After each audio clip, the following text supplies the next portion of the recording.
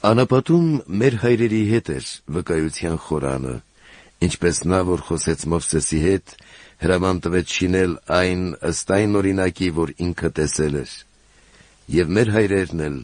այն առնելով բերեցին, երբ Հեսուի հետ գրավեցին այն ազգերի երկիրը, որոնց Աստված վտարեց մեր հայրերի առջևից։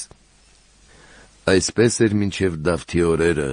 երբ նա Աստծու առաջ շնորհ գտավ ու խնդրեց, որ Հակոբի Աստծու համար մի բնակարան կառուցի, իսկ Սողոմոնն էլ նրա համար մի տուն շինեց։ Սակայն Բարձրյալը բնակվում է ոչ թե ձեռակերտ տաճարների մեջ, այլ ինչպես մարգարեն է ասում. «Երկինքն է իմ աթոռը, և երկիրը պատվանդանն իմ ոտքերի։ Ինչպիսի տուն պիտի շինեիք ինձ, ասում է Տերը, կամ ինչպիսի տեղ իմ հանգստյան համար, չէ՞ որ իմ